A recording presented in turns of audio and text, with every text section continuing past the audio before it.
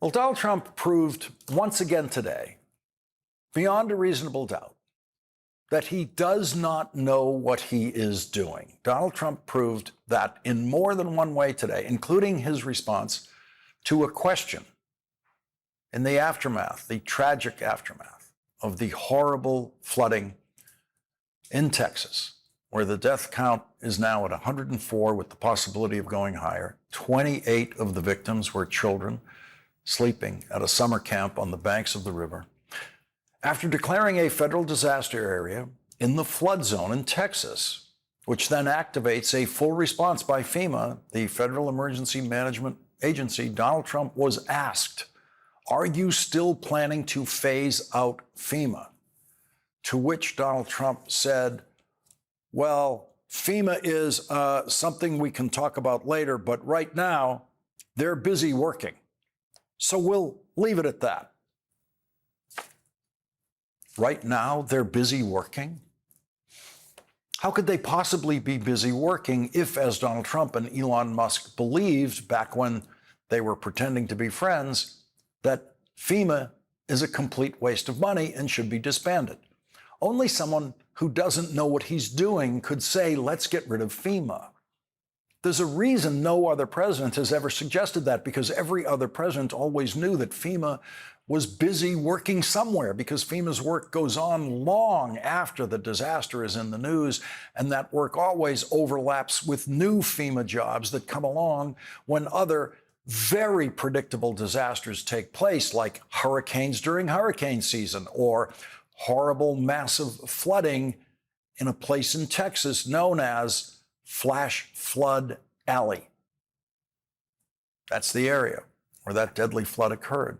It is predictable that horrible flooding will occur in such a place, and it is a long-established government function to create as strong an early warning system as possible for predictable disasters like hurricanes and blizzards and floods and fire in dry, high-wind areas. Earthquakes are completely unpredictable, so you never know when FEMA is going to be rushed to the site of a deadly earthquake. But Donald Trump wanted to get rid of FEMA and now refuses to say if he wants to get rid of FEMA because now they're busy working. Those are the words of someone who does not know what he's doing as President of the United States. The first federal disaster relief from Washington was in 1803 after a devastating fire in New Hampshire. And federal disaster relief has been going on since 1803 and was formally centered in one organization when FEMA was created 46 years ago.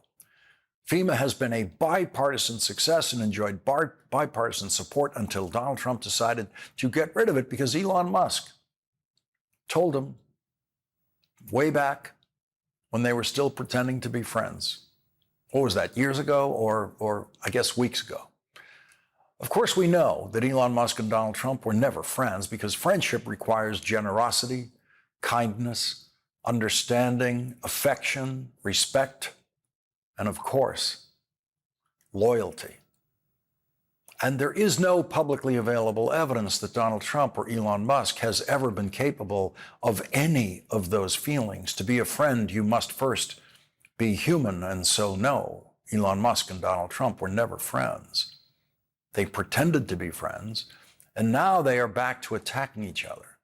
Elon Musk claims that he has already started a third party to challenge Trump Republicans in the House and Senate who voted for Donald Trump's budget bill, which eliminated tax credits for customers who purchase Elon Musk's electric cars. On July 4th, Elon Musk conducted one of his most absurd fake polls on Twitter, saying Independence Day was the perfect time to ask this question: should we create the America Party? Twitter is incapable of conducting an accurate poll since it is limited to Twitter followers, which Elon Musk renamed into something too stupid to say out loud. And it is impossible to get an accurate polling sample of the population on Elon Musk's Twitter. But even with a rigged poll in which Elon Musk has complete control over the results because he owns and operates the platform people are responding to, he only got 65% of his followers on Twitter to say yes to his idea, and 34% said no. But that's not the funny part. That's not the pathetic part. Elon Musk has 222 million followers on Twitter. 222 million. And the total number of responses to his question about creating a third party was 1,248,856. In other words, more than 99% of Musk followers did not even vote in his poll.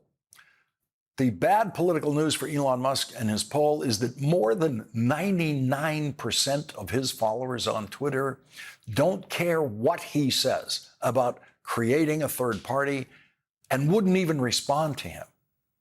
But Elon Musk, like Donald Trump, is incapable of embarrassment, and so he might start a political party, and he might not, but he hasn't done it yet, even though he has claimed that he already did it. Elon Musk has actually filed nothing about his party organization with the Federal Election Commission, and so his plan to, as he put it, target 8 to 10 House seats and 2 to 3 Senate seats means absolutely nothing until he files for a party certification with the FEC. And since Donald Trump, in effect, controls the Federal Election Commission now, it might not be so easy, even for the richest person in the world, to get a new party certified to compete against Donald Trump and Donald Trump's party in federal elections. Tesla stock continued to fall today, dropping 7% on the news of the latest hysteria between Donald Trump and Elon Musk. Donald Trump says that Elon Musk is completely off the rails. And again, because Donald Trump has no capacity for embarrassment and his followers seem to religiously believe he can do no wrong, Donald Trump doesn't have to apologize to any of his followers for having previously said Elon Musk is a genius and entrusted Elon Musk with their Social Security and their tax files, for all we know. Donald Trump did that just a few weeks ago, but Donald Trump doesn't have to apologize for giving Elon Musk the keys to the government, literally, in some cases, actual keys that were used to lock out government workers. Donald Trump doesn't have to apologize to his followers for letting Elon Musk fire people or force them to quit at places like FEMA. Donald Trump doesn't have to apologize to his followers for letting someone who is completely off the rails take over so much of the government that those people voted for Donald Trump to run. But Donald Trump doesn't know what he's doing. That's why he let Elon Musk do what he did in government. And now Donald Trump is saying on social media, I am saddened to watch Elon Musk go completely off the rails, essentially becoming a train wreck over the past 5 weeks. This is the same guy, Donald Trump, who used federal property to try to sell Elon Musk's cars and pump up the Tesla stock price. This is the same Donald Trump who turned the White House driveway into a Tesla dealership for a day and gave Elon Musk the biggest TV commercial ever recorded on federal property. In fact, it's the only one because it's illegal to record TV commercials on federal property. Donald Trump doesn't know what he's doing. That's why he did that. That's why he does everything he does. He does not know what he's doing. Donald Trump may be finally right about something when he says Elon Musk is off the rails, but neutral Musk observers have been saying exactly that for years, long before Elon Musk decided to become the biggest political contributor in history and give every dollar necessary to win a presidential election for Donald Trump. Elon Musk is no more off the rails today than he was a year ago or the year before that. And if Elon Musk is off the rails, how far from the rails is Donald Trump? Are the rails even in sight from wherever Donald Trump's mind is tonight? Donald Trump absolutely does not know what he's doing about tariffs. And we now have what Politico calls a person close to the White House, familiar with the trade talks and granted anonymity to discuss sensitive negotiations, saying Trump knows the most interesting part of his presidency is the tariff conversation. I find it hard to believe he's going to surrender it that easily. It's all fake. There's no deadline. It's a self-imposed landmark in this theatrical show, and that's where we are. The Trump tariffs theater continued today. Donald Trump sending letters first to Japan and South Korea about tariffs, then to about a dozen other countries who are tiny participants in world trade. And they were the first form letters ever sent by a president of the United States to the heads of government in other countries. They all got the exact same letter with just the name of their country inserted. And most of them got exactly the same tariff numbers in their letters.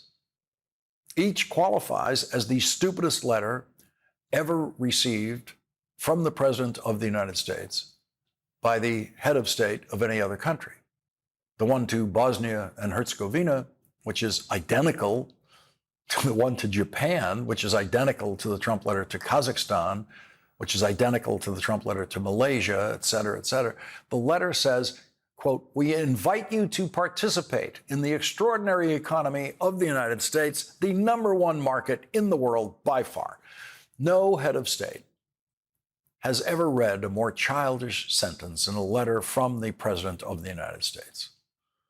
The letter says, we will charge Japan or South Korea or another country a tariff of only 25% on any and all products sent into the United States. And that is a lie. And everyone receiving that letter knows it's a lie. Japan will be charged absolutely nothing. Nothing. Every penny of tariffs on Japanese products, every penny brought into the United States will be paid inside the United States by the people in America who buy that product and bring that product into the country. This is something the entire world knows. And every country receiving this letter today knew that they were looking at a level of economic illiteracy in that letter that they could never get away with in their own countries. It would be impossible for the president of any other country to say that they are charging the United States of America or any other country anything.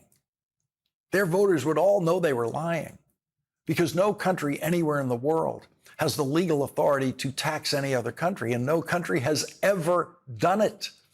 Tariffs are paid entirely by the country that imposes the tariffs. That is something that Donald Trump has been lying about for his entire political career, and the White House press corps relentlessly proves its inability to understand what a tariff actually is. On July 4th, Donald Trump told reporters what these letters would say. It's basically going to explain what the countries are going to be paying in tariffs. And it's very important. It's a lot of money for the country, but we're giving them a bargain.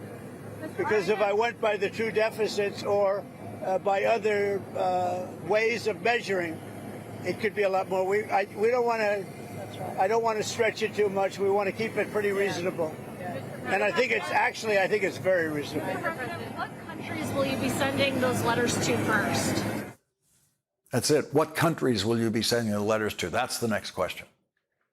Donald Trump just said to White House reporters that his letters would, quote, explain what the countries are going to be paying in tariffs, and not a single White House reporter said to him, but the countries don't pay anything in tariffs. Why do you keep saying that? White House reporters do not know how tariffs work. We have to assume that, because if we don't, we're then assuming they are just too afraid. They are terrified to ask Donald Trump why he keeps telling that lie.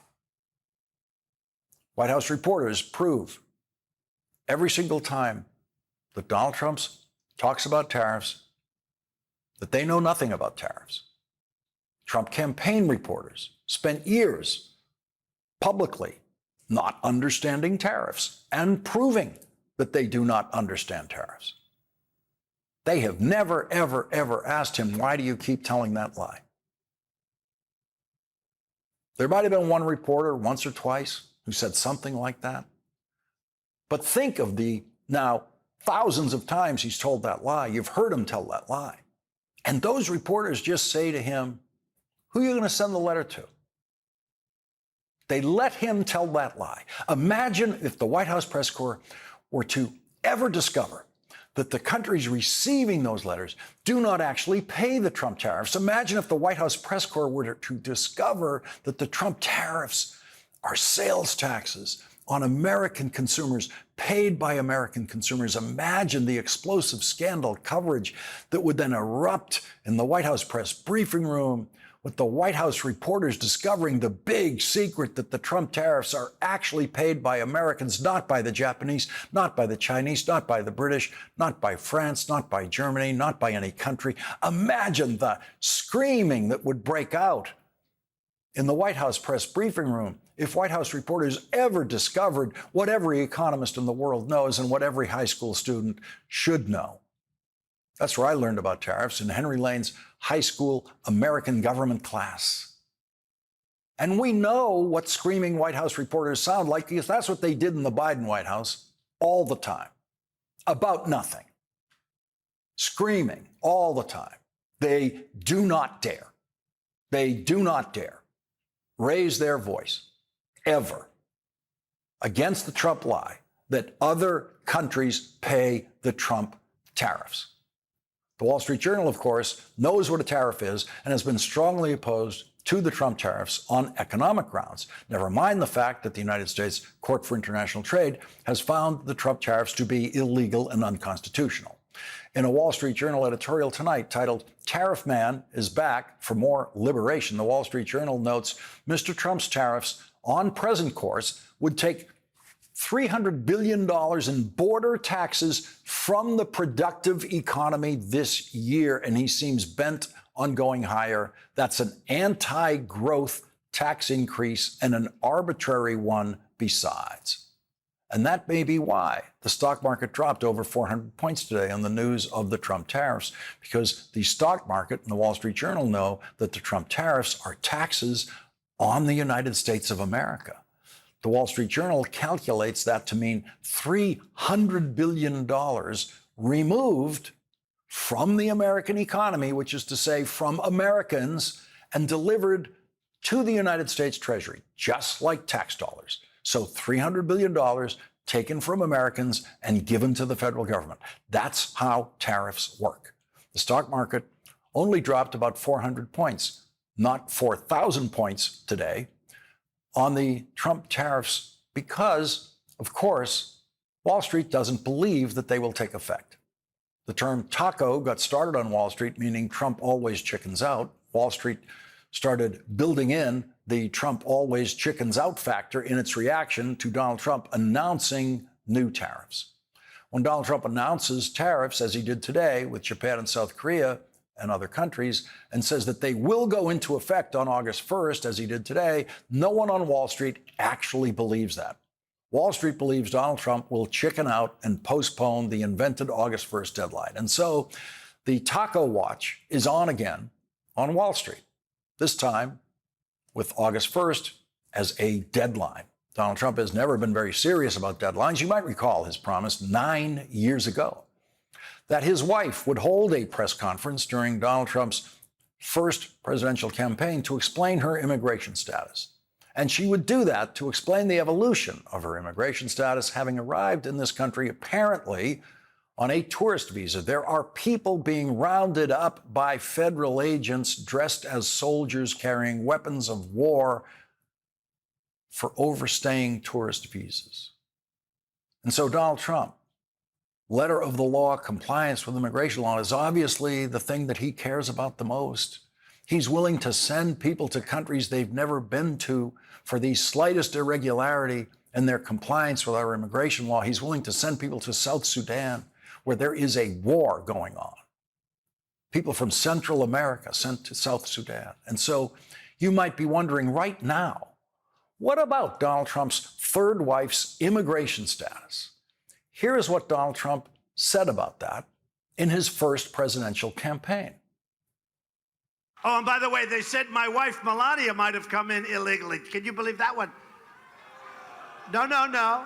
They said, headlines, maybe she came in illegally, maybe.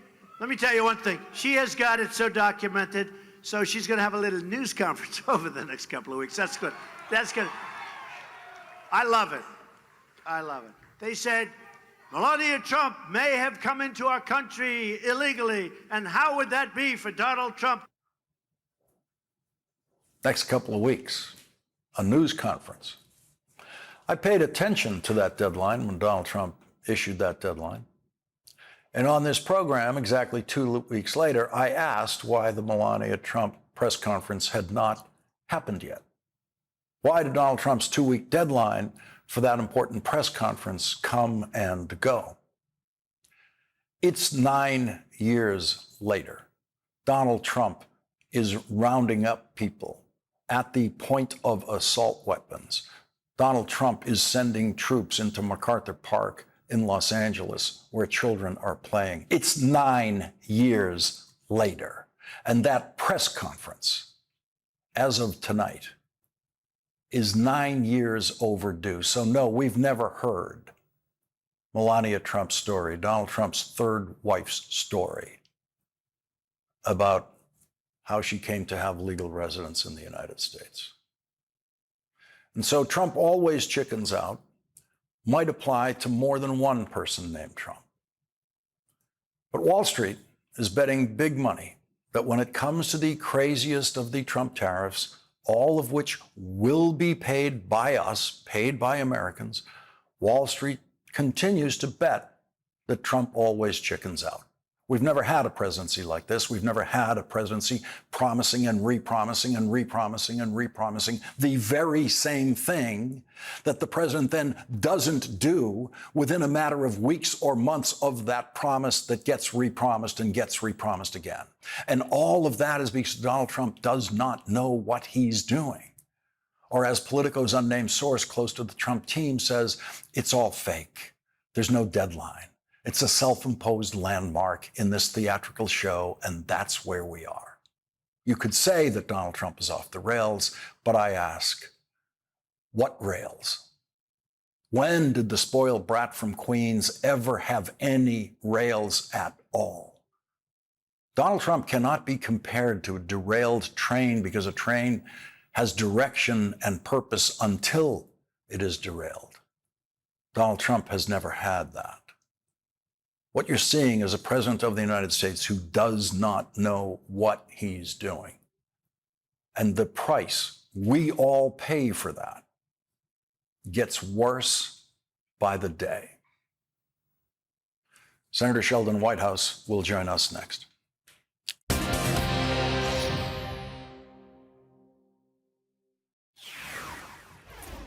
Elon Musk, the biggest political donor in history, gave a total of $288 million to help elect Donald Trump and other Republican candidates. In exchange for that, Donald Trump gave Elon Musk access to the government, leading the so-called Department of Government Efficiency, which was never about efficiency, had Elon Musk participating in cabinet meetings, even getting certain nominees appointed and some not appointed that he was pushing. And after his exit from the White House and his public on and off war with Donald Trump over the budget bill that Republicans passed last week that did not include some of the things that Elon Musk wanted, Donald Trump is now suggesting that Elon Musk could lose some of his government contracts because Elon Musk is now threatening to create a third political party, one that will compete with the Republican Party. How many ways is this wrong? And is any of it against the law? For the answer to that, we turn to Democratic Senator Sheldon Whitehouse of Rhode Island. He is a member of the Senate Judiciary Committee and the Senate Finance Committee, and he's the top Democrat on the Senate Environment and Public Works Committee. Senator, this begins as a story about money and politics. It's the only reason these two people know each other. They never met before Donald Trump was taking money as a politician. And here's Donald Trump now threatening that if Elon Musk does do something political, involving possibly a third party that Donald Trump doesn't like, he will retaliate by taking government contracts away. How close are we here to something illegal? We are very much into illegal territory. The problem is that the Attorney General of the United States is essentially our MAGA Attorney General, and she will not cross Donald Trump under any circumstances. And so the entire apparatus of law enforcement will be disabled if Donald Trump were to be the subject of it, or more exactly, if one of his minions were to be the subject of it. Because as you'll recall, the Supreme Court gave President Trump absolute immunity for any criminal acts that he should conduct as president of the United States. So she can cover everybody else. The Supreme Court covered him. And if for some reason there's a slip up, he has the pardon power. So what is illegal has now been replaced by what is prosecutable. And in this environment, the crimes can be gotten away with. And Senator, the tariff story, you remember the Senate Finance Committee, which of course has jurisdiction over tariffs, which was the original way we funded the federal government. We never had income taxes for well over, for most of our history, and tariffs were the jurisdiction of the Finance Committee. That's really all they were playing with there for a very long time until you got an income tax to work with. It was actually called the Committee on Tariffs. Mm-hmm. And so there's this confusion out there that Donald Trump keeps selling, White House press corps keeps buying, which that other countries pay these tariffs, but which of course is exactly the opposite. But he's gotten this far telling the lie, and I'm not quite sure what his supporters think at this point, because they're getting bombarded with automobile ads saying, get the pre-tariff price on your car. Yeah. I think we're going to see a lot of pre-tariff buying as the threats of these tariffs continue to go forward. I mean, it's possible that he never pulls the trigger. It's just taco day after taco day after taco day.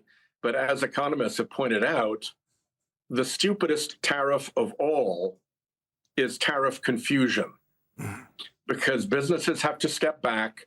They've got to take precautions. You're interrupting their supply chains. American consumers will pay higher prices, but the U.S. doesn't get the revenue. So that is why tariff confusion is a form of tariff that is the stupidest form of tariff that there can be. And that appears to be the tariff policy of this administration. Taco, taco, taco, taco. Endless confusion, higher prices for Americans, and the stupidest tariff that you can have. Senator Sheldon Whitehouse, thank you very much for joining us tonight. Yes, sir. And coming up, a victim of the illegal Trump tariffs will join us. And don't be surprised if he's an American, he pays income taxes, he pays Social Security taxes, he pays Medicare taxes, all to the federal government, and now pays Trump sales taxes to the federal government thanks to Donald Trump's illegal and unconstitutional tariffs. That's next.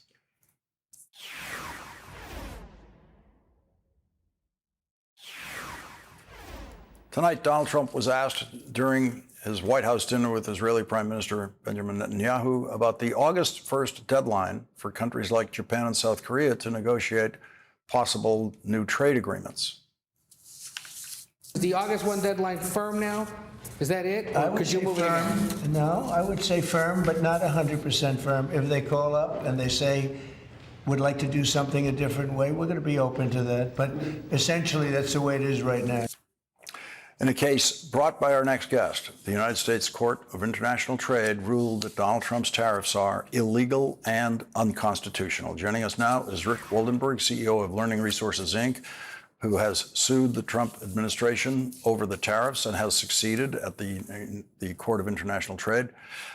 Rick, tell us about the status that your company is in now in relation to the tariffs that are operating now.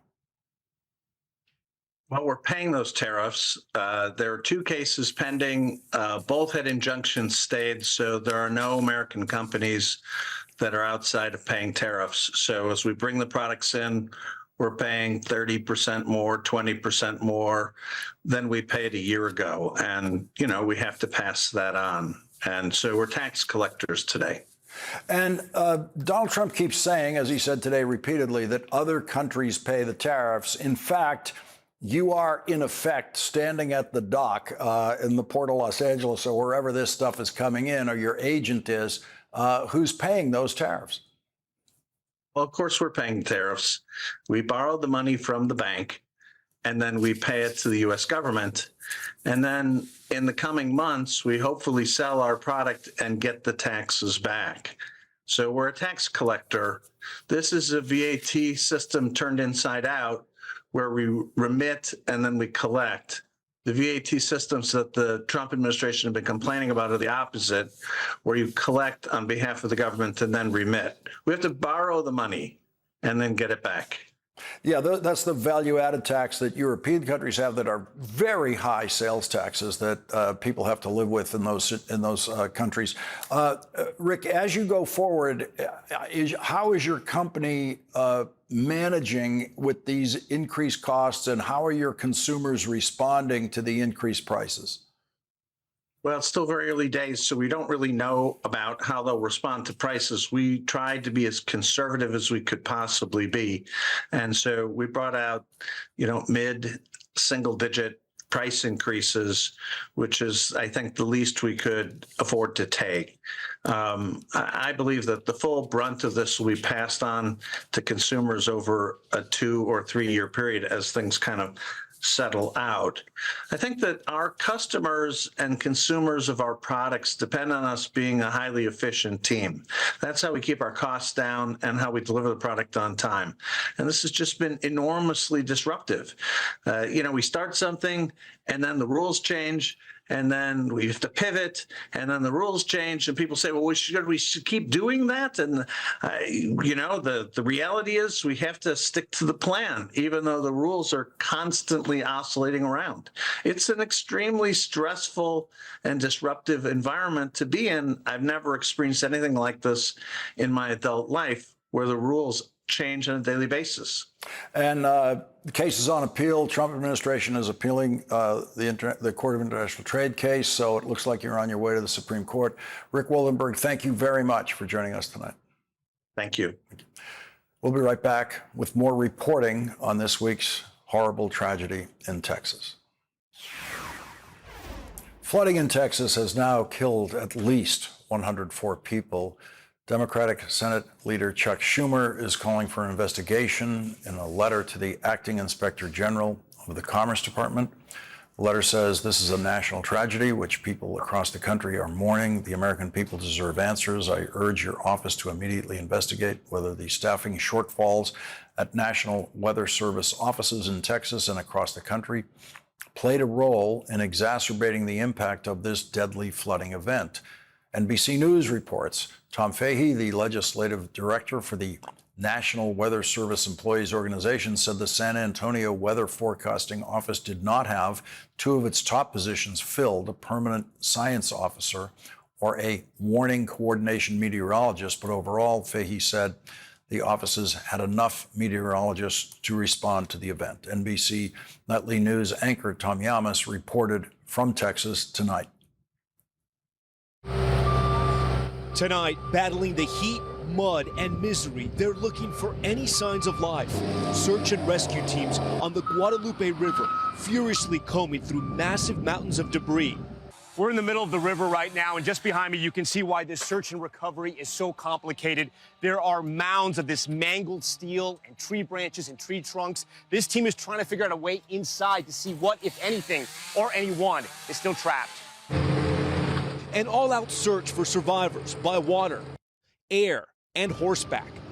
All over this area, you see homes and trailers and RVs with this giant orange X. It means they've been searched. We hope whoever lived in here got out, because you can see what the river water did to this, flipping this entire RV over, destroying everything inside. Volunteer firefighter Wyatt Kelly has been at this for days. What kind of things have you seen out here? Unthinkable things. I mean, there's things that no one ever would have thought they've seen in their lifetime. So many people were in their beds, fast asleep, when the floodwaters began to rapidly rise early on the 4th of July. The catastrophic flooding killing at least 104 people in 6 counties, including Julian Ryan, who was with his mother, kids, and wife Christina in their trailer home as the water began to rise. My husband started panicking because there was no way for us to get out. There was no way for us to get up. And so he tried to bust out the window and sliced his arm almost off. Christina says he quickly began to bleed out. What do you remember? I'm so sorry you had to see your son go through that. I just remember holding him so he would get swept in the flood. Blood going everywhere. His last words to me was, "Mom, I love you. And you make sure you tell everybody else I love you. Love them." Tragedy also playing out at Camp Mystic, which says 27 of its campers and counselors are among the dead and missing. Hallie Thompson's 10-year-old daughter somehow managed to escape from her cabin. My daughter grabbed onto a tree and grabbed the hand of her friend and put it on the tree. And so one by one, those girls came out and found anything they could cling to. Hallie and 4 other family members were nearby. Their cabin was also surrounded by water. She says their neighbors saved their lives. It feels wrong or strange to feel how grateful that I am that we're all alive while we are still waiting for word about friends' daughters, and while we have received word of the friends' daughters who've died. Lila Bonner, Sarah Marsh, Janie Hunt, Eloise Peck, and twins Hannah and Rebecca Lawrence, just some of the young campers whose lives were cut tragically short. Kellyanne Littall is still missing.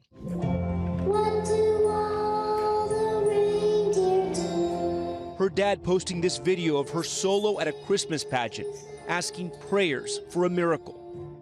You can see the flood's devastating toll on this century-old all-girls camp in these images.